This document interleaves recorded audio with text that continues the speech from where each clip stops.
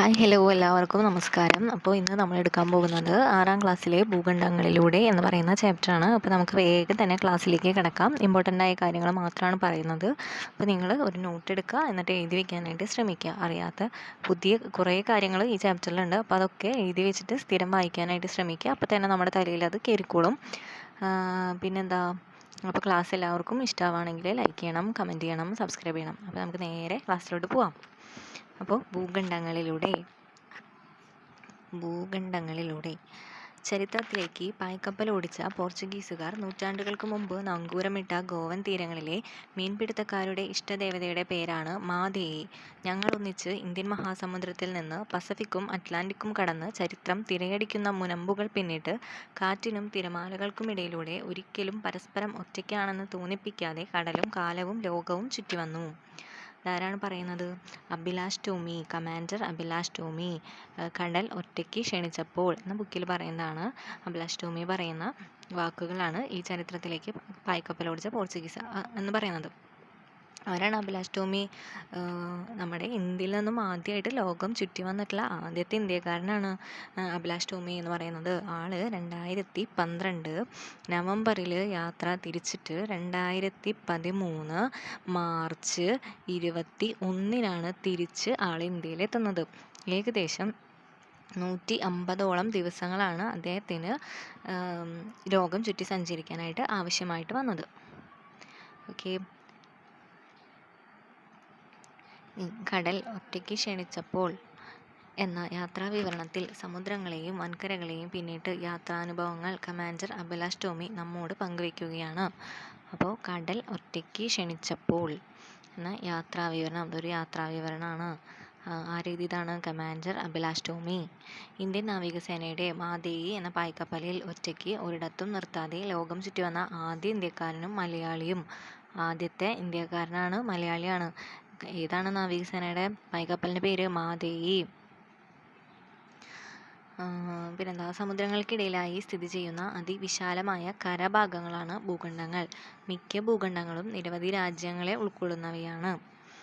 അപ്പോൾ ചെറിയ കരഭാഗങ്ങളാണ് ഭൂഖണ്ഡങ്ങൾ എന്ന് പറയുന്നത്. അതിൽ നിരവധി രാജ്യങ്ങൾ ഉൾക്കൊള്ളുന്നുണ്ട്. ഇതൊരു ഭൂഖണ്ഡം, ഇതൊരു ഭൂഖണ്ഡം, ഇതൊന്ന് അങ്ങനെ കുറേ ഭൂഖണ്ഡങ്ങളാണ്. ഭൂഖണ്ഡത്തിൽ ഒത്തിരി രാജ്യങ്ങളും ഉൾക്കൊള്ളുന്നുണ്ട്. വലുപ്പത്തിൽ ഒന്നാമൻ. അപ്പോൾ നമ്മൾ വലുപ്പം നോക്കിയിട്ടാണ് പഠിച്ചു പോകുന്നത്. അപ്പോൾ വലുപ്പത്തിൽ ഒന്നാമൻ ആരാണ്? ഏഷ്യയാണ് ഏറ്റവും വലിയ ഭൂഖണ്ഡം. നമ്മുടെ രാജ്യമായിട്ടുള്ള ഇന്ത്യ ഏഷ്യയുടെ ഭാഗമാണ് ഇന്ത്യ. ഭൂമിയുടെ കരഭാഗത്തിൻ്റെ 1/3 ഉൾക്കൊള്ളുന്ന ഭൂഖണ്ഡമാണ് ഏഷ്യ. കാരണം അത്രയും വലുതാണ് ഏഷ്യ എന്നർത്ഥം. ഈ റോസ് കളറിൽ കാണുന്നതാണ് ഏഷ്യ എന്ന് പറയുന്ന ഭൂഖണ്ഡം. നമ്മൾ ഇതിൽ ഈ ഭാഗത്തായിട്ടാണുള്ളത് ഇന്ത്യ. അപ്പോൾ ഏറ്റവും വലിയ ഭൂഖണ്ഡമാണ് ഏഷ്യ. അപ്പോൾ നമ്മൾക്ക് എന്താ പറയുക, ഒരു കോഡൊക്കെ ഉണ്ട് വലിപ്പം നോക്കി പഠിക്കാനായിട്ട്. അപ്പോൾ കോഡ് വേണ്ടവർക്ക് ഞാൻ എഴുതാം. കോഡ്: ഏട്ടനെ ആരോ വന്ന് തിരക്കിയപ്പോൾ. ഏട്ടനെ ആരോ വന്ന് തിരക്കിയപ്പോൾ. ഓക്കെ, ഞാൻ മുഴുവൻ എഴുതണില്ല. തിരക്കിയപ്പോൾ ആൻറ്റി യുടനെ ഓടി. ഇതാണ് നമ്മുടെ കോഡ്. ഏട്ടനെ എന്നുള്ളതിൽ ഏഷ്യ, ആരോ എന്നുള്ളതിൽ ആഫ്രിക്ക, വന്ന് എന്നായി പോയിട്ടുണ്ട് എഴുതിയത്. ഓക്കെ, വന്ന് എന്നാണ്. അതിൽ വ ഉള്ളത് വടക്കേ അമേരിക്ക. തിരക്കിയപ്പോൾ അതിൽ തേ ആണ് എന്ത്? തെക്കേ അമേരിക്ക. ആൻറ്റി അന്റാർട്ടിക്ക. യുടനെ യൂറോപ്പ്. ഓടി ഓസ്ട്രേലിയ. അപ്പോൾ ഇതാണ് നമ്മുടെ കോഡ്. വീണ്ടും പറയാം കേട്ടോ. അപ്പോൾ നമുക്ക് ഫസ്റ്റത്തെ ഏറ്റവും വലിപ്പമുള്ളത് ഏഷ്യ ആണെന്ന് പറഞ്ഞു. നമ്മുടെ ഇന്ത്യ ഉള്ളത് ഏഷ്യയിലാണെന്ന് നമ്മൾ പറഞ്ഞു. പിന്നെ അതേ നോക്കി, ഈ ഏഷ്യയുടെ പടിഞ്ഞാറ് ഭാഗത്ത് മാത്രമാണ് കരഭാഗമായിട്ടുള്ളത്. അതേതാണ്? അത് യൂറോപ്പ് എന്ന് പറയുന്ന ഭൂഖണ്ഡമാണ്. ഇപ്പുറത്ത് നോക്കിക്കഴിഞ്ഞാൽ നമുക്കറിയാം പസഫിക് സമുദ്രമാണ് കാണുന്നത്. അതുപോലെ ഏഷ്യയുടെ തെക്ക് ഭാഗത്ത് ഇന്ത്യൻ സമുദ്രമാണ്, വടക്ക് ഭാഗത്ത് ആർട്ടിക് സമുദ്രവും ആണ്. അപ്പോൾ എന്താണ്, അതിൻ്റെ പടിഞ്ഞാറ് ഭാഗത്ത് മാത്രമാണ് കര അതിർത്തിയായിട്ട് ഉള്ളത്. ഏഷ്യയുടെ പടിഞ്ഞാറ് ഭാഗത്ത് സ്ഥിതി ചെയ്യുന്ന യുറാൽ പർവ്വതനിരയാണ് യൂറോപ്പിനെയും ഏഷ്യയെയും തമ്മിൽ വേർതിരിക്കുന്നത്. അപ്പോൾ യൂറോപ്പും ഏഷ്യനെയും വേർതിരിക്കുന്ന പർവ്വതനിര ഏതാണ്? യുറാൽ. ഏഷ്യയുടെ പടിഞ്ഞാറ് ഭാഗത്താണ്. അപ്പോൾ ഇത് ഒരു ക്വസ്റ്റ്യൻ ആയിട്ടോ. ഇനി അടുത്തത് എന്താണ്? ലോകത്തിലെ ഏറ്റവും ഉയരം കൂടിയ കൊടുമുടിയായ എവറസ്റ്റ് സ്ഥിതി ചെയ്യുന്ന ഹിമാലയ പർവ്വതം ഏഷ്യയിലാണ്. അത് അടുത്ത ക്വസ്റ്റ്യൻ ആണ്. ലോകത്തിലെ ഏറ്റവും ഉയരം കൂടിയ കൊടുമുടി ഏതാണ്? എവറസ്റ്റ്. അതെവിടെ സ്ഥിതി ചെയ്യുന്നത്? ഏഷ്യയിൽ. പർവ്വതങ്ങൾ കൂടാതെ മരുഭൂമി, സമതലം, പീഠഭൂമികൾ എന്നിവയും ഏഷ്യയുടെ ഭൂപ്രകൃതി സവിശേഷതകളാണ്. ധാരാളം നദികളും ഏഷ്യയിലൂടെ ഒഴുകുന്നുണ്ട്. യാങ്സിയാണ് ഏഷ്യയിലെ ഏറ്റവും നീളമേറിയ നദി. അത് പുതിയതാണ്. അപ്പോൾ അത് നമ്മളൊരു നോട്ട് എടുത്തിട്ട് എഴുതി വെക്കുക. ഏഷ്യയിലെ ഏറ്റവും നീളമേറിയ നദി ഏതാണെന്ന് ചോദിച്ചു കഴിഞ്ഞാൽ യാങ്സിയാണ് ഏഷ്യയിലെ ഏറ്റവും നീളമേറിയ നദി. ഇനി നമുക്ക് ഏഷ്യയിൽ തന്നെ മരുഭൂമിയുണ്ട്, സമതലങ്ങളുണ്ട്, പീഠഭൂമികളുണ്ട്. എന്താണെന്ന് നോക്കാം. മരുഭൂമികൾ വളരെ കുറച്ച് മാത്രമായി ലഭിക്കുന്ന വരണ്ട വിശാലമായ ഭൂപ്രദേശങ്ങളാണ് മരുഭൂമികൾ. ഇവയിൽ അത്യുഷ്ണം അനുഭവപ്പെടുന്നവ ഉഷ്ണ മരുഭൂമികളെന്നും അതിശൈത്യം അനുഭവപ്പെടുന്നവ ശീത മരുഭൂമികളെന്നും അറിയപ്പെടുന്നുണ്ട്. ഏത് നേരവും മഞ്ഞുവീഴ്ചയുള്ളത് ശീത മരുഭൂമി, ഫുള്ള് എന്താ പറയുക വെയിലും താപനിലയൊക്കെ കൂടിയിട്ടുള്ളത് ഉഷ്ണ മരുഭൂമി. ഇനി സമതലങ്ങൾ, നിരപ്പായ വിശാല ഭൂപ്രദേശങ്ങളാണ് സമതലം. നദികൾ വഹിച്ചു കൊണ്ടുവരുന്ന എക്കൽ നിക്ഷേപിക്കപ്പെട്ട് രൂപപ്പെടുന്നവയാണ് എക്കൽ സമതലം. അത് പൊതുവെ ഫലഭൂയിഷ്ഠമാണ്. എക്കൽ സമതലങ്ങളിൽ കൃഷി ഇറക്കി കഴിഞ്ഞാൽ നല്ല വിളവ് കിട്ടും. പിന്നെയാണ് പീഠഭൂമികൾ. ചുറ്റുമുള്ള പ്രദേശങ്ങളിൽ നിന്ന് ഉയർന്നതും ഉണ്ടാവും. ചുറ്റുമുള്ള പ്രദേശങ്ങളിൽ നിന്ന് ഉയർന്നിട്ടുള്ളതാണ്. ഉയർന്നതും താരതമ്യേന നിരപ്പായ ഉപരിതലത്തോടു കൂടിയതും ആയിട്ടുള്ള വിസ്തൃത ഭൂപ്രദേശങ്ങളാണ് പീഠഭൂമികൾ. ഇനി കാലാവസ്ഥയാണ്. ഏഷ്യയിലെ ഭൂപ്രകൃതി പോലെ തന്നെ വൈവിധ്യമാർന്നതാണ് ഏഷ്യയിലെ കാലാവസ്ഥയും. ഏഷ്യയുടെ വടക്ക് ഭാഗം ധ്രുവപ്രദേശത്തോട് ചേർന്ന് കിടക്കുന്നതുകൊണ്ട് അവിടെ തണുപ്പ് കൂടുതലാണ്. സമുദ്ര സാമീപ്യമുള്ളതിനാൽ കിഴക്ക് ഭാഗത്ത് മിതമായ ചൂടും തണുപ്പും, ഭൂമധ്യരേഖാ പ്രദേശമായതിനാൽ തെക്ക് ഭാഗത്ത് ചൂടും ഈർപ്പവും കനത്ത മഴയുമുള്ള കാലാവസ്ഥ. മരുപ്രദേശമായ പടിഞ്ഞാറ് ഭാഗത്ത് പൊതുവെ ചൂട് കൂടുതലാണ്. അപ്പോൾ എന്താണ്? ഏഷ്യയുടെ വടക്ക് ഭാഗം ധ്രുവപ്രദേശത്തിനോട് അടുത്തായതുകൊണ്ട് തന്നെ അവിടെ ശൈത്യം കൂടുതലാണ്. വടക്ക് ഭാഗത്തുള്ള ഒരു ഇതാണ് സൈബീരിയ. അതിശൈത്യം അനുഭവപ്പെടുന്ന ഒരു പ്രദേശമാണ്. ഇനി നമ്മുടെ കിഴക്ക് ഭാഗത്ത് നോക്കുകയാണെങ്കിൽ അവിടെ സമുദ്രത്തിൻ്റെ സാമീപ്യം ഉള്ളതുകൊണ്ട് തന്നെ മിതമായ ചൂടും തണുപ്പും. അതുകൊണ്ട് മൗസിൻ റാം, ലോകത്തിലെ ഏറ്റവും കൂടുതൽ മഴ ലഭിക്കുന്ന പ്രദേശം, അത് കിഴക്ക് ഭാഗത്താണുള്ളത്. പിന്നെ പടിഞ്ഞാറ് ഭാഗത്ത് എന്താണ്? പൊതുവെ ചൂട് കൂടുതലാണ്. അറേബ്യൻ മരുഭൂമി അത്യുഷ്ണം അനുഭവപ്പെടുന്ന പ്രദേശമാണ് ഏഷ്യയുടെ പടിഞ്ഞാറ് ഭാഗത്ത്. പിന്നെ ഏഷ്യയുടെ തെക്ക് ഭാഗത്ത് എന്താണുള്ളത്? ഒരു ഭൂമധ്യരേഖ പ്രദേശമാണ്. അതുകൊണ്ട് തന്നെ അവിടെ ചൂടും ഈർപ്പവും കനത്ത മഴയുമുള്ള കാലാവസ്ഥയാണ്. ഇനി സസ്യജന്തുജാലങ്ങളാണ്. ഏഷ്യയിലെ സസ്യജന്തുജാലങ്ങൾ നോക്കുമ്പോൾ റഫ്ലേഷ്യ, നീലക്കുറിഞ്ഞി, ഹിമപ്പുലി, ചുവന്ന പാണ്ട അതൊക്കെയാണ് സസ്യജന്തുജാലങ്ങൾ. ഇനി ജനജീവിതം. ഏഷ്യയിലെ ഏറ്റവും കൂടുതൽ ജനസംഖ്യയുള്ള ഭൂഖണ്ഡം ഏഷ്യ ആണ്. ഇപ്പോൾ ഏറ്റവും കൂടുതൽ ജനസംഖ്യയുള്ള രാജ്യം ഏതാണെന്ന് ചോദിച്ചു കഴിഞ്ഞാൽ അത് ഇന്ത്യയാണ്. രണ്ടാം സ്ഥാനത്ത് ഏതാണ്? അത് ചൈനയാണ്. ഇത് രണ്ടും എവിടെയാണുള്ളത്? ഏഷ്യയിലാണ്. അങ്ങനെ ആലോചിച്ചാൽ മതി. ഇന്ത്യയും ചൈനയും ഉള്ളത് ഏഷ്യയിലാണ്. ഇവിടെയാണ് ജനസംഖ്യ കൂടുതൽ. അപ്പോൾ ജനസംഖ്യ കൂടുതലുള്ള ഭൂഖണ്ഡം ചോദിച്ചു കഴിഞ്ഞാൽ അതേതാണ്? അത് ഏഷ്യ. ലോക ജനസംഖ്യയുടെ 60% ഏഷ്യയിലാണ്. ഏഷ്യയിലെ ഭൂരിഭാഗം ജനങ്ങളും കാർഷിക മേഖലയെ ആശ്രയിച്ചാണ് ജീവിക്കുന്നത്. ലോകത്ത് ഏറ്റവും അധികം നെല്ല് ഉൽപ്പാദിപ്പിക്കുന്നത് ഏഷ്യയാണ്. വിവിധ സംസ്കാരങ്ങളുടെയും ഭാഷകളുടെയും മതങ്ങളുടെയും സംഗമ ഭൂമി കൂടിയാണ് ഇവിടം. നമുക്ക് അടുത്തൊരു ക്വസ്റ്റ്യൻ കിട്ടിയേ. ഏറ്റവും കൂടുതൽ നെല്ല് ഉൽപ്പാദിപ്പിക്കുന്ന ഭൂഖണ്ഡം ഏതാണെന്ന് ചോദിച്ചാൽ അത് ഏഷ്യ. ടോക്കിയോ, മുംബൈ തുടങ്ങിയ തിരക്കേറിയ നഗരങ്ങൾ മുതൽ ജനവാസം തീരെ കുറഞ്ഞ ഗ്രാമങ്ങൾ വരെ ഏഷ്യയിലുണ്ട്. പിന്നെ അടുത്ത ഭൂഖണ്ഡമാണ് സാവന്നയും സഹാറയും കോങ്കോ തടവും കടന്നു. ഈ സഹാറ, കോങ്കോ ഒക്കെ എവിടെയുള്ളതാണ്? ആഫ്രിക്കയിലാണ്. അപ്പോൾ നമ്മുടെ കൂടെ അനുസരിച്ചിട്ട് ഏട്ടനെ അതിൽ ഏഷ്യ നമ്മൾ പഠിച്ചു. ആരോ അതിലത്തെ ആഫ്രിക്കയാണ് ഇന്ന് നമ്മൾ പഠിക്കാൻ പോകുന്നത് കേട്ടോ. പിന്നെന്താ? വിശാലമായ സാവന്ന പുൽമേടുകൾ മുതൽ ഇടതൂർന്ന മഴക്കാടുകൾ വരെ ഉൾക്കൊള്ളുന്ന വൈവിധ്യമായ ഭൂപ്രകൃതിയാണ് ആഫ്രിക്കയ്ക്കുള്ളത്. വലിപ്പത്തിൽ 2ാം സ്ഥാനമുള്ള ഭൂഖണ്ഡമാണ് ആഫ്രിക്ക. അപ്പോൾ വലിപ്പത്തിൽ 2ാം സ്ഥാനമുള്ള ഭൂഖണ്ഡം ഏതാണ്? ആഫ്രിക്ക. ഉത്തരാർദ്ധഗോളത്തിലും ദക്ഷിണാർദ്ധഗോളത്തിലും ഏറെക്കുറെ തുല്യമായി വ്യാപിച്ചു കിടക്കുന്ന ഭൂഖണ്ഡമാണ്. ഉത്തരാർദ്ധഗോളത്തിലും ദക്ഷിണാർദ്ധഗോളത്തിലും തുല്യമായി വ്യാപിച്ചു കിടക്കുന്ന ഭൂഖണ്ഡം ഏതാണെന്ന് ചോദിച്ചു കഴിഞ്ഞാൽ അത് ആഫ്രിക്ക. ഏറ്റവും വലിയ ഉഷ്ണ മരുഭൂമിയായിട്ടുള്ള സഹാറ. ഏറ്റവും വലിയ ഉഷ്ണ മരുഭൂമി ഏതാണ്? സഹാറ. ഏറ്റവും വലിയ ഉഷ്ണ മരുഭൂമിയാണ് സഹാറ. അത് എവിടെയുള്ളതാണ്? ആഫ്രിക്കയുള്ളതാണ്. ഉഷ്ണമേഖല മഴക്കാടുകൾ നിറഞ്ഞ കോങ്കോ നദീതടം ആഫ്രിക്ക. അതൊക്കെ ഈ ഭൂഖണ്ഡത്തിൻ്റെ സവിശേഷതയാണ്. സഹാറയും കോങ്കോ തടം. പിന്നെ ലോകത്തിലെ ഏറ്റവും നീളം കൂടിയ നദിയായ നൈൽ ഈ ഭൂഖണ്ഡത്തിലൂടെയാണ് ഒഴുകുന്നത്. അടുത്ത ചോദ്യം. ലോകത്തിലെ ഏറ്റവും നീളം കൂടിയ നദി നൈൽ ഏത് ഭൂഖണ്ഡത്തിലൂടെ ഒഴുകുന്നു? ആഫ്രിക്ക. ഇവിടുത്തെ ഏറ്റവും ഉയരമുള്ള പർവ്വതം കിളിമഞ്ചാരോ. അപ്പോൾ ആഫ്രിക്കയിലെ ഏറ്റവും ഉയരം കൂടിയ പർവ്വതം കിളിമഞ്ചാരോ. ഇനിയാണ് സഹാറ മരുഭൂമി. നമ്മൾ ആഫ്രിക്കയിലാണെന്ന് പഠിച്ചു. സഹാറ മരുഭൂമി ഭൂമിയിലെ ഏറ്റവും വലിയ ഉഷ്ണ മരുഭൂമിയാണ്. സഹാറ ഭൂമിയിലെ ഏറ്റവും വലിയ ഉഷ്ണ മരുഭൂമി ഏതാണ്? സഹാറയാണ് ഏറ്റവും വലിയ ഉഷ്ണ മരുഭൂമി.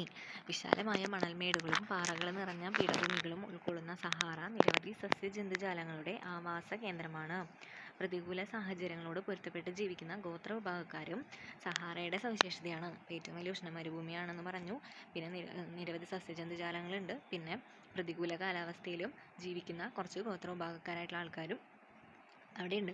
ഇനിയുള്ളതാണ് ഉഷ്ണമേഖലാ മഴക്കാടുകൾ. ഭൂമധ്യരേഖാ പ്രദേശത്ത് കാണപ്പെടുന്ന സമൃദ്ധവും ഇടതൂർന്നവുമായ വനങ്ങളാണ് ഉഷ്ണമേഖലാ മഴക്കാടുകൾ. ഇവിടെ വർഷം മുഴുവനും ഉയർന്ന ചൂടും കനത്ത മഴയും ലഭിക്കുന്നു. സമൃദ്ധമായി മഴ ലഭിക്കുന്ന പ്രദേശങ്ങളിൽ വളരുന്ന കാടുകളായതിനാൽ ഇവയ്ക്ക് മഴക്കാടുകൾ എന്ന പേര് ലഭിച്ചത്. ഭൂമിയിലെ മറ്റേതൊരു ആവാസ വ്യവസ്ഥയേക്കാളും കൂടുതൽ സസ്യജന്തുജാലങ്ങൾ ഈ മഴക്കാടുകളിൽ കാണപ്പെടുന്നു. തെക്കേ അമേരിക്കയിലെ ആമസോൺ, ആഫ്രിക്കയിലെ കോങ്കോ, തെക്ക് കിഴക്കൻ ഏഷ്യയിലെ മലേഷ്യ, ഇന്തോനേഷ്യ എന്നിവിടങ്ങളിൽ ഉഷ്ണമേഖലാ മഴക്കാടുകൾ കാണപ്പെടുന്നുണ്ട്. അപ്പോൾ തെക്കേ അമേരിക്കയിൽ എവിടെയാണ്? ആമസോണിൽ മഴക്കാടുണ്ട്. ആഫ്രിക്കയിലെ കോങ്കോയിൽ മഴക്കാടുണ്ട്. തെക്ക് കിഴക്കൻ ഏഷ്യയിലെ മലേഷ്യ, ഇന്തോനേഷ്യ അവിടെയൊക്കെ ഉഷ്ണമേഖല മഴക്കാടുണ്ട്. ഇത് ഏറ്റവും വലിയ ഉഷ്ണ മരുഭൂമി ആഫ്രിക്കയിലെ ഏതാണ്? നമ്മൾ പഠിച്ചു സഹാറ. ഏറ്റവും ഉയരമുള്ള പർവ്വതം ഇതാണ് നമ്മൾ പഠിച്ചു കിളിമഞ്ചാരോ. ഉഷ്ണ മഴക്കാടുകൾ ഉൾക്കൊള്ളുന്ന നദീതടം ഏതാണ്? കോങ്കോ ആണ്. വിശാലമായ പുൽമേടാണ് സാവന്ന. ആഫ്രിക്കയിലെ വിശാലമായ പുൽമേടുകളാണ് സാവന്ന. ആഫ്രിക്കയിലെ കാലാവസ്ഥ ഭൂമധ്യരേഖയ്ക്ക് ഇരുവശങ്ങളിലേക്ക് ഏകദേശം തുല്യമായി വ്യാപിച്ചു കിടക്കുന്ന ആഫ്രിക്കയിൽ പൊതുവെ ചൂട് കൂടിയ കാലാവസ്ഥയാണ്. നമ്മൾ പറഞ്ഞു അല്ലേ, ഉത്തരാർദ്ധഗോളത്തിലും ദക്ഷിണാർദ്ധഗോളത്തിലും ത്തിൻ്റെ ഇടയിലായിട്ട് വ്യാപിച്ച് കിടക്കുന്നതാണ് ആഫ്രിക്ക എന്ന് പറയുന്നത്. അതായത് ഭൂമധ്യരേഖയ്ക്ക് ഇരുവശം തുല്യമായിട്ട് വ്യാപിച്ച് കിടക്കുന്നു. അവിടെ എന്താണ്? ചൂട് കൂടിയിട്ടുള്ള കാലാവസ്ഥയാണ് അനുഭവപ്പെടുന്നത്. എങ്കിലും പ്രാദേശിക വ്യതിയാനങ്ങളും പ്രകടമാണ്. അടുത്തതാണ് ആഫ്രിക്കയിലെ സസ്യജന്തുജാലങ്ങൾ. ജൈവവൈവിധ്യത്താൽ സമൃദ്ധമാണ് ആഫ്രിക്കയിലെ സാവന്ന പുൽമേടുകളും ഉഷ്ണമേഖലാ മഴക്കാടുകളും. സെറംഗെറ്റിയിലെ ജന്തുജാലങ്ങളുടെ കാലിക കുടിയേറ്റം ആഫ്രിക്കയിലെ ഒരു പ്രധാന സവിശേഷതയാണ്. അപ്പോൾ ആഫ്രിക്കയിൽ സാവന്ന പുൽമേടും ഉഷ്ണമേഖലാ മഴക്കാടും കൊണ്ട് സമൃദ്ധമാണ് ആഫ്രിക്ക എന്ന് പറയുന്നത്. അതിൽ സെറംഗെറ്റിയിലെ ജന്തുജാലങ്ങളുടെ കാലിക കുടിയേറ്റമാണ് പ്രധാന സവിശേഷത. അത് ഇമ്പോർട്ടൻ്റ് ആണ്. സെറംഗെറ്റിയിലെ കാലിക കുടിയേറ്റം ഏത് ഭൂഖണ്ഡത്തിലാണ്? അത് ആഫ്രിക്കയിലാണ്. പിന്നെ അവിടുത്തെ ചില സസ്യജന്തുജാലങ്ങളാണ് ബയോബാബ് വൃക്ഷം, കറുത്ത കണ്ടാമൃഗം, ആഫ്രിക്കൻ കാട്ടുനായ. ഇനി എന്താ സെറംഗെറ്റിയിലെ കാലിക കുടിയേറ്റം എന്ന് പറഞ്ഞു കഴിഞ്ഞാൽ അത് കാലാവസ്ഥാ വ്യതിയാനങ്ങൾക്കും ഭക്ഷണ ലഭ്യതയ്ക്കും അനുസൃതമായി മൃഗങ്ങളും പക്ഷികളും ദീർഘദൂരം സഞ്ചരിക്കുന്ന പ്രതിഭാസങ്ങൾക്ക് ഉദാഹരണമാണ് ആഫ്രിക്കയിലെ കാലിക കുടിയേറ്റം.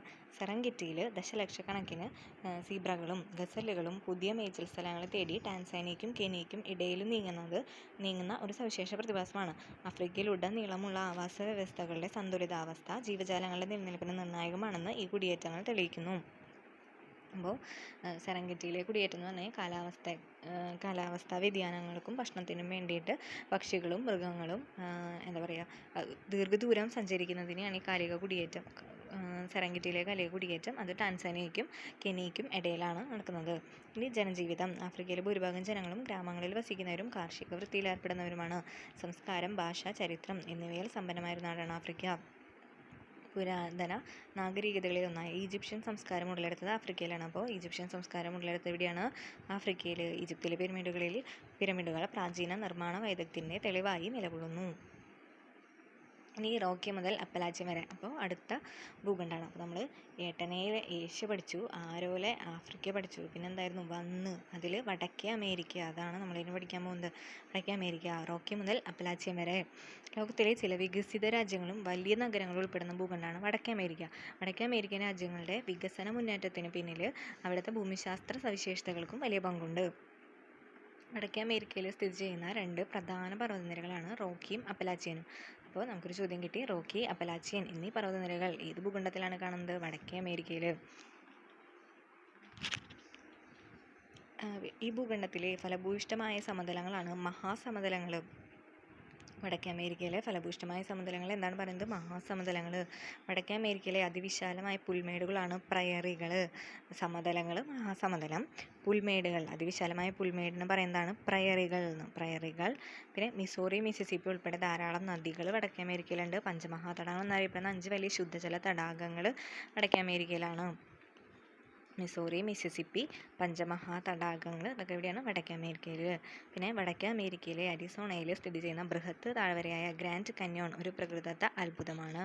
വടക്കേ അമേരിക്കയിലെ അരിസോണയിലുള്ള ഗ്രാൻഡ് കന്യോൺ അതൊരു പ്രകൃതിദത്ത അത്ഭുതമാണ് പറയുന്നുണ്ട്. പിന്നെ എന്താണ് ഗ്രാൻഡ് കന്യോൺ എന്ന് നോക്കാം. ഏകദേശം 446 കിലോമീറ്റർ നീളം, 29 കിലോമീറ്റർ വീതി, 1500 മീറ്ററിലധികം ആഴമുള്ള വലിയ താഴ്വരയാണ് ഗ്രാൻഡ് കന്യോൺ. കൊളറാഡോ നദിയുടെ പ്രവർത്തനങ്ങളുടെ ഫലമായി ദശലക്ഷക്കണക്കിന് വർഷങ്ങൾ കൊണ്ട് രൂപപ്പെട്ടതാണ് ഈ ബൃഹത് താഴ്വര. യുനെസ്കോയുടെ ലോക പൈതൃക ഇടമാണ്. അപ്പോൾ ഗ്രാൻഡ് കന്യോൺ എത്രയാണ്? 446 കിലോമീറ്റർ നീളം, 29 കിലോമീറ്റർ വീതി, 1500 മീറ്റർ ആഴമുള്ള ഒരു വലിയൊരു താഴ്വരയാണ്. കൊളറാഡോ നദിയുടെ പ്രവർത്തന ഫലമായിട്ടാണ് രൂപം കൊണ്ടിട്ടുള്ളത്. യുനെസ്കോ ലോക പൈതൃക ഇടമാണ്. ഇനി വടക്കേ അമേരിക്കയിലെ കാലാവസ്ഥ നോക്കുകയാണെങ്കിൽ ധ്രുവപ്രദേശത്തോട് ചേർന്ന് കിടക്കുന്നതിനാൽ ഭൂഖണ്ഡത്തിൻ്റെ വടക്ക് ഭാഗത്ത് അതിശൈത്യം, വടക്ക് നിന്നും തെക്കോട്ട് നീങ്ങുന്തോറും താരതമ്യേന ചൂട് കൂടി വരുന്നു. സസ്യങ്ങളും ജന്തുജാലങ്ങളും വൈവിധ്യമാർന്ന സസ്യജന്തുജാലങ്ങളുടെ ആവാസ കേന്ദ്രമാണ് വടക്കേ അമേരിക്ക. പടിഞ്ഞാറ് ഭാഗത്തുള്ള സെക്വോയ വനങ്ങളും മഹാസമുദ്രങ്ങളിലെ പുൽമേടുകളും അതിനുദാഹരണമാണ്. വടക്കേ അമേരിക്കയിലെ കാലിഫോർണിയ പോപ്പി, സഗ്വാരോ കള്ളിച്ചെടി, മൂസ് എന്നൊക്കെ പറയുന്നതൊക്കെയാണ് അവിടുത്തെ സസ്യ ജന്തുജാലങ്ങളിൽ പെടുന്നത്. ഇനി ഈ മൂസ് ശ്രദ്ധിച്ചറിയാം, 2026 വേൾഡ് കപ്പിൽ മേപ്പിൾ എന്നാണ് തോന്നുന്നു, മേപ്പിൾ എന്ന പേരായിട്ടുള്ള മൂസ് ഒരു ഭാഗ്യചിഹ്നമാണ് കേട്ടോ. വേൾഡ് കപ്പിലെ ഫുട്ബോള് മൂസ് എന്ന് പറയുന്ന മേപ്പിൾ എന്ന മൂസ്. ഓക്കെ. ഇനി ഈ വടക്കേ അമേരിക്കയിലെ ജനജീവിതം അമേരിക്കൻ ഐക്യനാടുകളും കാനഡയും ഉയർന്ന ജീവിത നിലവാരത്തിനും സാങ്കേതിക പുരോഗതിക്കും പേരുകേട്ടതാണ്. New York, Los Angeles, Mexico city തുടങ്ങിയ ലോകത്തിലെ വലിയ നഗരങ്ങൾ വടക്കേ അമേരിക്കയിൽ സ്ഥിതി ചെയ്യുന്നു. അനുകൂല കാലാവസ്ഥയും ഫലഭൂയിഷ്ഠമായ മണ്ണും ഇവിടുത്തെ കാർഷിക മേഖലയെ സമ്പുഷ്ടമാക്കുന്നു. മഞ്ഞ് മൂടിക്കിടക്കുന്ന പ്രദേശങ്ങളിൽ താമസിക്കുന്ന ഇന്യൂട്ടുകൾ ഇവിടുത്തെ മറ്റൊരു പ്രത്യേകതയാണ്. അപ്പോൾ ഇന്യൂട്ടുകൾ അല്ലെങ്കിൽ എസ്കിമോകൾ എന്നറിയപ്പെടുന്നത് എവിടെയാണ്? വടക്കേ അമേരിക്കയിലാണ് കാണപ്പെടുന്നത്. ഇനി അടുത്ത ഭൂഖണ്ഡം ആണ് ആമസോൺ. ആമസോൺ തടം എവിടെയാണുള്ളത്? ഏട്ടനെ നമ്മൾ ഏഷ്യ പഠിച്ചു, ആരോ ആഫ്രിക്ക പഠിച്ചു, പിന്നെ വടക്കേ അമേരിക്ക പഠിച്ചു, വടക്കേ അമേരിക്ക തിരക്കിയപ്പോൾ. അപ്പോൾ നമ്മളിനി പഠിക്കാൻ പോകുന്നത് തെക്കേ അമേരിക്ക. അപ്പോൾ ആമസോൺ തടങ്ങളൊക്കെ ഉള്ളത് തെക്കേ അമേരിക്കയിൽ. ആമസോൺ മഴക്കാടുകളെ കുറിച്ച് നമ്മൾ കേട്ടിട്ടുണ്ട് അല്ലേ? ഭൂമിയുടെ ശ്വാസകോശം എന്ന് വിശേഷിപ്പിക്കപ്പെടുന്നത് എന്താണ്? ആമസോൺ മഴക്കാടുകളാണ്. മറ്റെവിടെയുമില്ലാത്ത അനേകം സസ്യ ജന്തുജാലങ്ങളുടെ ആവാസ കേന്ദ്രമായ ആമസോൺ മഴക്കാടുകൾ തെക്കേ അമേരിക്കയിലാണുള്ളത്. ലോകത്തിലെ ഏറ്റവും നീളമേറിയ പർവ്വതനിര ആൻഡീസും. അപ്പോൾ ലോകത്തിലെ ഏറ്റവും നീളമേറിയ പർവ്വതനിര ആൻഡീസ്. നമ്മൾ ലോകത്തിലെ ഏറ്റവും വലിയ കൊടുമുടി ഏതാണെന്ന് പറയുന്നത്? അത് എവറസ്റ്റ് ആണ്. അതെവിടെയുള്ളത്? ഏഷ്യയിലാണ്. പിന്നെ നമ്മൾ പഠിച്ചതാണ് ആഫ്രിക്ക. ആഫ്രിക്കയിലെ ഏറ്റവും വലിയ പർവ്വതം ഏതാ? അത് കിളിമഞ്ചാരോ എന്ന് പറയുന്ന പർവ്വതമാണ്. ഇനി നമ്മൾ പറയുന്നതാണ് എന്താണ്? തെക്കേ അമേരിക്കയിലെ ലോകത്തിലെ ഏറ്റവും നീളമേറിയ പർവ്വതനിര തെക്കേ അമേരിക്കയിലാണുള്ളത്. അതിൻ്റെ പേരാണ് ആൻഡീസ്. പിന്നെ ഏറ്റവും വലിയ നദിയാണ് ആമസോൺ. അത് തെക്കേ അമേരിക്കയിലാണുള്ളത്. പിന്നെ അതിവിശാലമായ ഭൂപ്രദേശമായ ആമസോൺ നദീതടത്തിൻ്റെ ഭൂരിഭാഗവും മഴക്കാടാണ്. ഇതാണ് നമ്മൾ അറിയപ്പെടുന്നത് ഭൂമിയുടെ ശ്വാസകോശം. ലോകത്തിലെ ഏറ്റവും വരണ്ട മരുഭൂമി അറ്റക്കാമ തെക്കേ അമേരിക്കയുടെ മറ്റൊരു പ്രത്യേകതയാണ്. ലോകത്തിലെ ഏറ്റവും വരണ്ട മരുഭൂമി അറ്റക്കാമ, അത് തെക്കേ അമേരിക്കയിലാണുള്ളത്. ഏറ്റവും വലിയ ഉഷ്ണ മരുഭൂമി ഏതാ? സഹാറ. അതെവിടെയുള്ളത്? ആഫ്രിക്കയിൽ. ഏറ്റവും വരണ്ട മരുഭൂമിയാണ് അറ്റക്കാമ, അത് തെക്കേ അമേരിക്കയിലാണുള്ളത്. ഇനി തെക്കേ അമേരിക്കയിലെ കാലാവസ്ഥ ഭൂമധ്യരേഖാ പ്രദേശമായതിനാൽ തെക്കേ അമേരിക്കയുടെ വടക്ക് ഭാഗങ്ങളിൽ കൂടിയ ചൂടും സമൃദ്ധമായ മഴയുണ്ട്. എന്നാൽ തെക്കേ അമേരിക്കയുടെ ഏറ്റവും തെക്ക് ശൈത്യ കാലാവസ്ഥ അനുഭവപ്പെടുന്നു. നമ്മൾ വടക്കേ അമേരിക്കയിൽ പറഞ്ഞു, വടക്കേ അമേരിക്കയുടെ വടക്ക് ഭാഗത്ത് നല്ല ശൈത്യവും തെക്ക് ഭാഗത്തേക്ക് വരുമ്പോൾ ചൂട് കൂടിയിട്ടും വരുന്നുണ്ട്. പക്ഷേ ഇവിടെ നേരെ ഓപ്പോസിറ്റാണ്. തെക്കേ അമേരിക്കയുടെ തെക്ക് ഭാഗത്ത് ശൈത്യമാണ്, പക്ഷേ വടക്ക് ഭാഗത്ത് ചൂടും മഴയൊക്കെ ലഭിക്കുന്ന ഒരു കാലാവസ്ഥയാണ്. തെക്കേ അമേരിക്കയിലെ സസ്യ ജന്തുജാലങ്ങൾ ആമസോൺ മഴക്കാടുകൾ ഉൾപ്പെടുന്ന തെക്കേ അമേരിക്ക ജൈവ വൈവിധ്യ സമൃദ്ധമാണ്. ആമസോൺ വാട്ടർ ലില്ലി, അനാക്കോണ്ട മുതലായവയ്ക്ക് പ്രസിദ്ധമാണ് ഇവിടം. തെക്കേ അമേരിക്കയിലെ ആൻഡീസ് പർവ്വതനിരകൾ. ആൻഡീസ് എന്താണ് നമ്മൾ പറയുന്നത്? ലോകത്തിലെ ഏറ്റവും നീളമേറിയ പർവ്വതനിരയാണ് ആൻഡീസ്. അത് തെക്കേ അമേരിക്കയിലാണ്. പർവ്വതനിരകൾ ആൻഡിയൻ ലൂപ്പിൻ എന്ന പുഷ്പച്ചെടിയുടെയും ലാമ പോലുള്ള സസ്തനികളുടെയും ആവാസ കേന്ദ്രമാണ്. ലോകത്തിലെ ഏറ്റവും വലിയ ഉഷ്ണമേഖലാ തണ്ണീർത്തട പ്രദേശങ്ങളിലൊന്നായ തെക്കേ അമേരിക്കയിലെ പാൻഡൽ എന്ന് പറയുന്നത് ഏറ്റവും വലിയ ഉഷ്ണമേഖല തണ്ണീർത്തട പ്രദേശമാണ്. പാൻഡനൽ എന്ന് പറയുന്നത് അത് നമ്മുടെ തെക്കേ അമേരിക്കയിലാണ് കാണുന്നത്. പിന്നെ സസ്തനി വിഭാഗത്തിൽപ്പെട്ട കാപ്പിബാര ഈ മേഖലയിലുണ്ട്. ഇങ്ങനെ Andean lupin, Amazon water lily, llama, capybara ഇതൊക്കെ കാണപ്പെടുന്നത് തെക്കേ അമേരിക്ക. പിന്നെ തെക്കേ അമേരിക്കയിലെ ജനജീവിതം ജനങ്ങളിലധികവും കൃഷി, മത്സ്യബന്ധനം, വ്യവസായം എന്നിവയിൽ ഏർപ്പെടുന്നവരാണ്. തദ്ദേശീയർ, യൂറോപ്യർ, ആഫ്രിക്കക്കാർ, ഏഷ്യക്കാർ എന്നിവരുടെ സാന്നിധ്യത്താൽ സാംസ്കാരിക വൈവിധ്യങ്ങൾക്ക് ശ്രദ്ധേയമായ ഭൂഖണ്ഡം. ഇനി അടുത്തതാണ് വെളുത്ത ഭൂഖണ്ഡം. വെളുത്ത ഭൂഖണ്ഡം എന്നറിയപ്പെടുന്നത് എന്താണ്? അന്റാർട്ടിക്കയാണ്. വെളുത്ത ഭൂഖണ്ഡം എന്നറിയപ്പെടുന്നത് അന്റാർട്ടിക്ക. നമ്മുടെ കോഡ് ഏട്ടനെ ആരോ, ഏഷ്യ, ആഫ്രിക്ക, വന്ന് വടക്കേ അമേരിക്ക, തിരക്കിയപ്പോൾ തെക്കേ അമേരിക്ക, ആൻറ്റി അതിലാണ് നമ്മളുടെ അന്റാർട്ടിക്ക വരുന്നത്. അപ്പോൾ അന്റാർട്ടിക്ക വെളുത്ത ഭൂഖണ്ഡം എന്നറിയപ്പെടുന്നുണ്ട്. ഈ വൻകരയുടെ 98% അന്റാർട്ടിക് ഹിമപാളിയാണ്. ഭൂമിയിലെ ശുദ്ധജലത്തിൻ്റെ ഭൂരിഭാഗവും ഈ ഹിമപാളിയിൽ അടങ്ങിയിരിക്കുന്നു. പൂർണ്ണമായും ദക്ഷിണ സമുദ്രത്താൽ ചുറ്റപ്പെട്ടിരിക്കുന്ന ഭൂഖണ്ഡമാണ് അന്റാർട്ടിക്ക. അടുത്ത ചോദ്യം, പൂർണ്ണമായും ദക്ഷിണ സമുദ്രത്താൽ ചുറ്റപ്പെട്ടിരിക്കുന്ന ഭൂഖണ്ഡം ഏത്? അന്റാർട്ടിക്ക. ട്രാൻസ് അന്റാർട്ടിക് പർവ്വതനിരകളാണ് ഭൂഖണ്ഡത്തെ കിഴക്കൻ അന്റാർട്ടിക്ക എന്നും പടിഞ്ഞാറൻ അന്റാർട്ടിക്ക എന്നും വിഭജിക്കുന്നത്. ട്രാൻസ് അന്റാർട്ടിക്, പടിഞ്ഞാറൻ അന്റാർട്ടിക്ക, കിഴക്കൻ അന്റാർട്ടിക്ക എന്ന് വേർതിരിക്കുന്നത് ട്രാൻസ് അന്റാർട്ടിക് പർവ്വതനിര. നമ്മൾ പറഞ്ഞിട്ടുണ്ടായിരുന്നു ഏഷ്യ, യൂറോപ്പിനെയും വേർതിരിക്കുന്ന പർവ്വതനിര ഏതായിരുന്നു? യുറാലാണ്. അതുപോലെ ഇവിടെ അന്റാർട്ടിക്കനെ കിഴക്കൻ അന്റാർട്ടിക്ക, പടിഞ്ഞാറൻ അന്റാർട്ടിക്ക അങ്ങനെ വേർതിരിക്കുന്നത് ട്രാൻസ് അന്റാർട്ടിക് പർവ്വതനിരകൾ. തെക്കേ അമേരിക്കയ്ക്ക് അടുത്തായി സ്ഥിതി ചെയ്യുന്ന അന്റാർട്ടിക്കയിലെ ഒരു ഭൂപ്രകൃതി വിഭാഗമാണ് അന്റാർട്ടിക് ഉപദ്വീപ്. അന്റാർട്ടിക്കയിലെ ഏറ്റവും വലിയ പർവ്വതം വിൻസൺ മാസിഫ്. അന്റാർട്ടിക്കയിലെ ഏറ്റവും വലിയ പർവ്വതമാണ് വിൻസൺ മാസിഫ്. ലോകത്തിലെ ഏറ്റവും വലിയ കൊടുമുടി എവറസ്റ്റ്, അത് ഏഷ്യയിലാണ് സ്ഥിതി ചെയ്യുന്നത്. ആഫ്രിക്കയിലെ ഏറ്റവും വലുതാണ് നമ്മൾ പറഞ്ഞ കിളിമഞ്ചാരോ. തെക്കേ അമേരിക്കയിലെ ഏറ്റവും നീളം കൂടിയ പർവ്വതനിര എന്നറിയപ്പെടുന്നത്, ലോകത്തിലെ ഏറ്റവും നീളമേറിയ പർവ്വതനിര ആൻഡീസ്, തെക്കേ അമേരിക്കയിലാണ്. ഇനിയിപ്പോൾ നമ്മളിവിടെ പറയുന്നു എന്താണ് അന്റാർട്ടിക്കയിലെ ഏറ്റവും വലിയ പർവ്വതം, അത് വിൻസൺ മാസിഫാണ് ഏറ്റവും വലിയ പർവ്വതം.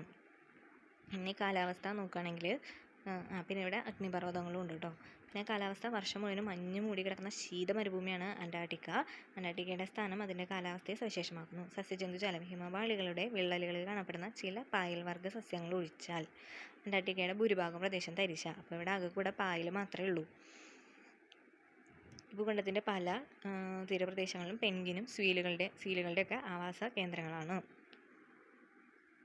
അപ്പോൾ കുറച്ച് പായലുണ്ട്, വിള്ളലുകളിലൊക്കെ കുറച്ച് പായൽ കാണാം. പിന്നെ പെൻഗ്വിനും സീലും മാത്രമാണ് അവിടെ ഉള്ളൂ. മനുഷ്യവാസം തീരെ ഇല്ലാത്തൊരു ഭൂഖണ്ഡമാണ് അന്റാർട്ടിക്ക. പാരിസ്ഥിതിക സവിശേഷതകളെക്കുറിച്ച് ഗവേഷണം നടത്തുന്നവരും സാഹസിക യാത്രികരും മാത്രമാണ് അന്റാർട്ടിക്കയിൽ എത്തുന്നത്. ഇനി അടുത്തത് പൗരാണിക സാഹസിക നാവികരുടെ നാട്ടിലേക്ക്. നാവികരുടെ നാട് ഏതാണ്? യൂറോപ്പ്. അപ്പോൾ നമ്മൾ പഠിച്ചു ഏട്ടനെ ആരോ വന്ന് തിരക്കിയപ്പോൾ, ഏഷ്യ, ആഫ്രിക്ക വന്ന് തിരക്കിയപ്പോൾ, ആൻറ്റി യുഡനെ അതാണ് യൂറോപ്പ്. അപ്പോൾ ഏഷ്യ, ആഫ്രിക്ക, വടക്കേ അമേരിക്ക, തെക്കേ അമേരിക്ക, അന്റാർട്ടിക്ക ഇങ്ങനെയുള്ളതാണ് യൂറോപ്പ്. അപ്പോൾ യൂറോപ്പിനെ പറ്റി നോക്കാം. സാഹസികരായ നാവികരുടെ ചരിത്രപ്രസിദ്ധങ്ങളായ യാത്രകളാണ് ലോകത്തിൻ്റെ വിവിധ ഭാഗങ്ങൾ തമ്മിൽ ബന്ധിപ്പിച്ചത്. വാസ്കോ ഡ ഗാമ ഇന്ത്യയിലേക്ക് നടത്തിയ യാത്ര ക്ലാസ്സിൽ നിങ്ങൾ പരിചയപ്പെട്ടല്ലോ, അത് വേണ്ട. സമുദ്രമാർഗം അദ്ദേഹം ഇന്ത്യയിലേക്ക് നടത്തിയ യാത്രകൾ ചരിത്ര പ്രാധാന്യമുള്ളതാണ്. ഏത് ഭൂഖണ്ഡത്തിനാണ് ആൾ ഇന്ത്യയിലേക്കുള്ള യാത്ര തിരിച്ചത്? യൂറോപ്പ്. പിന്നെ ആൽപ്സ്, ബ്ലാക്ക് ഫോറസ്റ്റ്, കാർപാത്തിയൻ മുതലായ നിരവധി പർവ്വതനിരകൾ യൂറോപ്പിലുണ്ട്. അപ്പോൾ യൂറോപ്പിലെ പർവ്വതനിരകളാണ് ആൽപ്സ്, ബ്ലാക്ക് ഫോറസ്റ്റ്, കാർപാത്തിയൻ എന്ന് പറയുന്നത്. ലോകത്തിലെ ഏറ്റവും ഉയരം കൂടിയ കൊടുമുടി എവറസ്റ്റ് ഏഷ്യയിൽ. ആഫ്രിക്കയിലെ ഏറ്റവും വലിയ പർവ്വതം കിളിമഞ്ചാരോ. ലോകത്തിലെ ഏറ്റവും നീളമേറിയ പർവ്വതനിര ആൻഡീസ്, തെക്കേ അമേരിക്കയിൽ സ്ഥിതി ചെയ്യുന്നു. പിന്നെ അന്റാർട്ടിക്കയിലെ ഏറ്റവും ഉയരമുള്ള പർവ്വതമാണ് വിൻസൺ മാസിഫ്.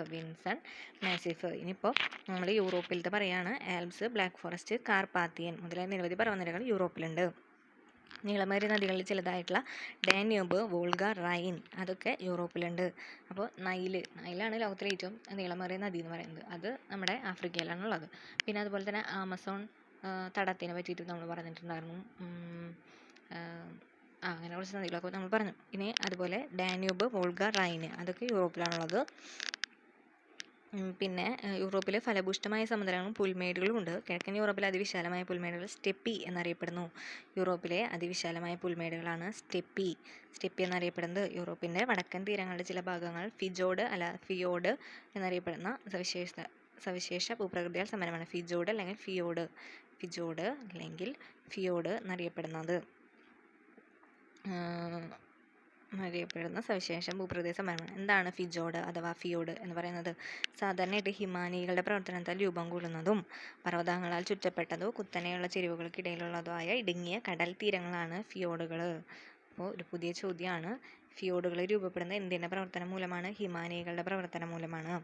കുത്തനെയുള്ള ചെരിവുകൾക്കിടയിലുള്ളതായിട്ടുള്ള ഇടുങ്ങിയ കടൽ തീരങ്ങളാണ് ഫിയോഡുകൾ എന്ന് പറയുന്നത്.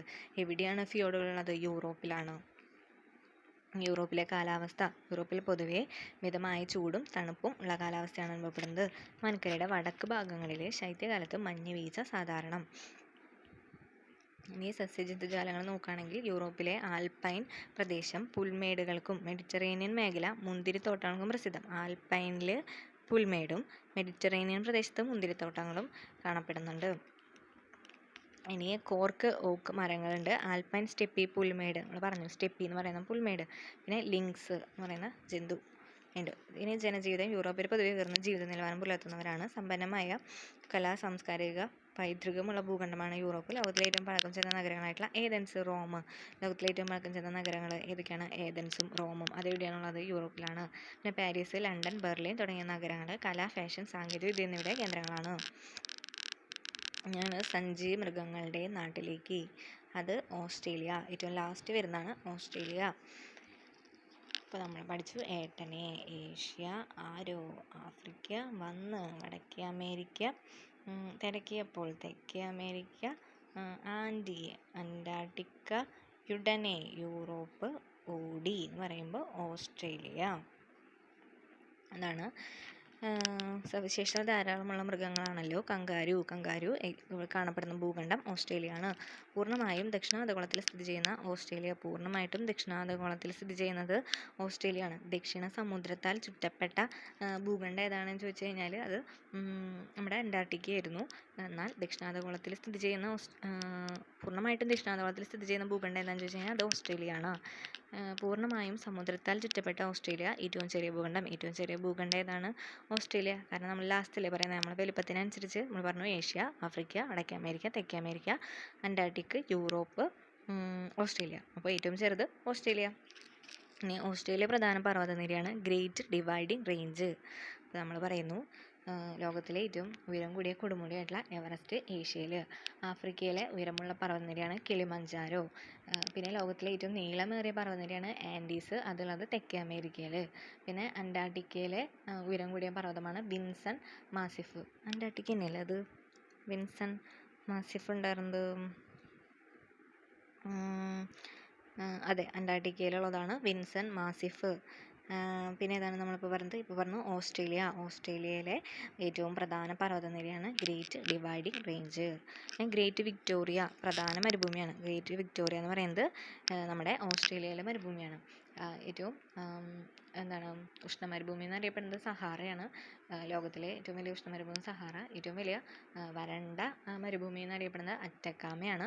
അത് തെക്കേ അമേരിക്കയിലാണുള്ളത്. പിന്നെ ഈ ഓസ്ട്രേലിയയിലെ പ്രധാന മരുഭൂമിയാണ് ഗ്രേറ്റ് വിക്ടോറിയ. ഓസ്ട്രേലിയയുടെ കിഴക്കൻ തീരത്ത് സ്ഥിതി ചെയ്യുന്ന ഗ്രേറ്റ് ബാരിയർ റീഫ് പവിഴപ്പുറ്റുകളാൽ നിർമ്മിതമാണ്. ഗ്രേറ്റ് ബാരിയർ റീഫ് പവിഴപ്പുറ്റ് ഓസ്ട്രേലിയ. ഗ്രേറ്റ് വരുന്നതൊക്കെ ഓസ്ട്രേലിയയിലാണ്. ആലോചിച്ചാൽ മതി. പിന്നെ മുറേ ഡാർലിംഗ് നദീതടം ഭൂഖണ്ഡത്തിലെ ഫലഭൂയിഷ്ഠമായ കാർഷിക മേഖല മുറേ ഡാർലിംഗ്. ഇനി കാലാവസ്ഥ നോക്കുകയാണെങ്കിൽ ഭൂരിഭാഗം പ്രദേശത്തും വരണ്ട കാലാവസ്ഥയാണ് അനുഭവപ്പെടുന്നത്. ഭൂഖണ്ഡത്തിൻ്റെ ഉൾപ്രദേശങ്ങളിലേക്ക് പോകുന്തോറും വരൾച്ചയുടെ തീവ്രത വർദ്ധിക്കുന്നുണ്ട്. മൊത്തത്തിൽ വരണ്ട കാലാവസ്ഥയാണ്. ഉള്ളിലേക്ക് പോകുമ്പോൾ വരൾച്ചയുടെ തീവ്രത കൂടുന്നുണ്ട്.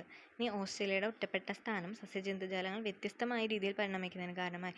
മാർസപ്പിയലുകളും മുട്ടയിടുന്ന സസ്തനികളും അതിനുദാഹരണങ്ങളാണ്. ഓസ്ട്രേലിയയിലെ ചില സസ്യജന്തുജാലങ്ങൾ. ഓസ്ട്രേലിയയിൽ കാണപ്പെടുന്ന പ്രധാന ജന്തുവിഭാഗം മാർസുപ്പിയലാണ്. ഉദരസഞ്ചികളിൽ കുഞ്ഞുങ്ങളെ കൊണ്ട് നടക്കുന്ന കങ്കാരു, കോല. ഇതാണ് കോല. മരത്തും അങ്ങനെ ഒട്ടിപ്പിടിച്ചിരിക്കുന്നത്. കോല എന്നിവ മാർസുപ്പിയലുകൾക്ക് ഉദാഹരണങ്ങളാണ്. ഇവ കൂടാതെ മുട്ടയിടുന്ന സസ്തനികളായിട്ടുള്ള പ്ലാറ്റിപ്പസ്, എക്കിഡ്ന ഓസ്ട്രേലിയയിൽ കാണപ്പെടുന്നു. മറ്റു ജീവികളാണ്. ഇവിടുത്തെ സസ്യജാലങ്ങളിൽ യൂക്കാലിപ്റ്റസ് മരങ്ങളും വാറ്റിൽ എന്നറിയപ്പെടുന്ന അക്കേഷ്യയും ഉൾപ്പെടുന്നുണ്ട്. പ്ലാറ്റിപ്പസ്, എക്കിഡ്ന, കോല, യൂക്കാലിപ്റ്റസ്, അക്കേഷ്യ, കങ്കാരു അതൊക്കെ കാണപ്പെടുന്നത് ഓസ്ട്രേലിയയിൽ.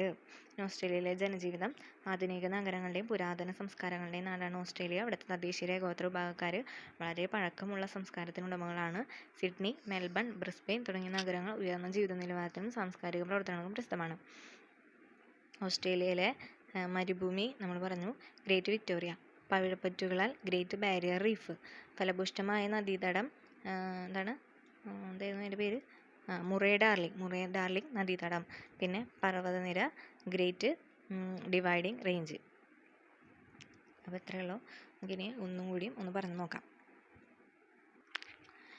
കടൽ ഒറ്റയ്ക്ക് ക്ഷണിച്ചപ്പോൾ എന്ന് പറയുന്ന യാത്രാവിവരണം അഭിലാഷ് ടോമിയുടെ. ഇന്ത്യയിൽ ലോകം ചുറ്റി സഞ്ചരിക്കുന്ന ആദ്യത്തെ ഇന്ത്യക്കാരനും ആദ്യത്തെ മലയാളിയുമാണ് അഭിലാഷ് ടോമി എന്ന് പറയുന്നത്. പിന്നെ ഏറ്റവും വലിയ ഭൂഖണ്ഡമാണ് ഏഷ്യ എന്ന് പറയുന്നത്. ഏഷ്യനെയും യൂറോപ്പിനെയും വേർതിരിക്കുന്നതാണ് യുറാല് പർവ്വതനിര.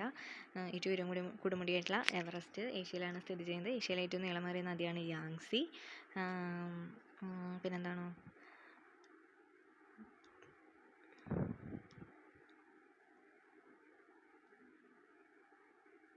പിന്നെ ജനസംഖ്യ ഏറ്റവും കൂടുതലുള്ളത് ഏഷ്യയിലാണ്.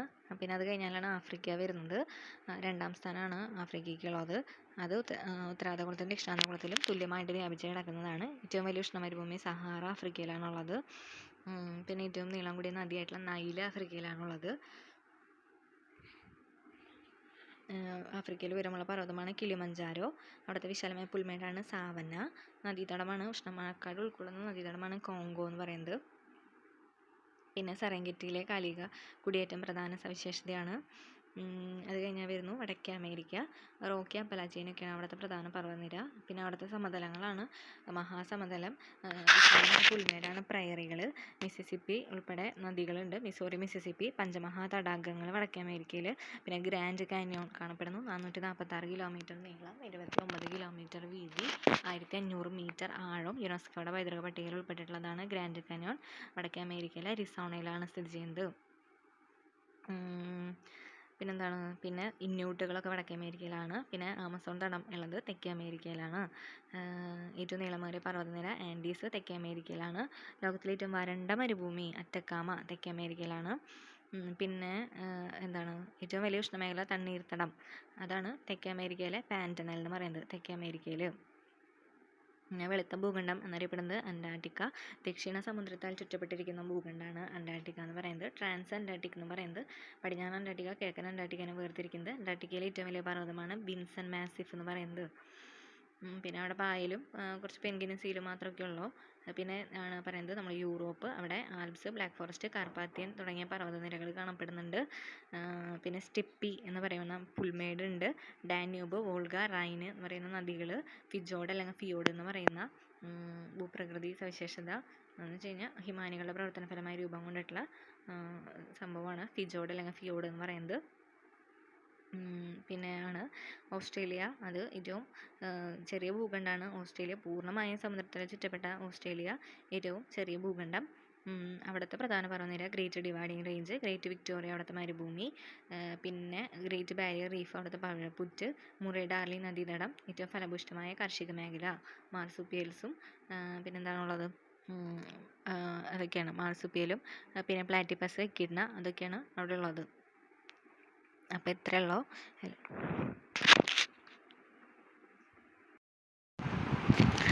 ക്ലാസ് ഇഷ്ടപ്പെട്ടു എന്ന് വിചാരിക്കുന്നു. അപ്പോൾ നമുക്ക് അടുത്ത ക്ലാസ്സായിട്ട് വീണ്ടും കാണാം. Okay, by.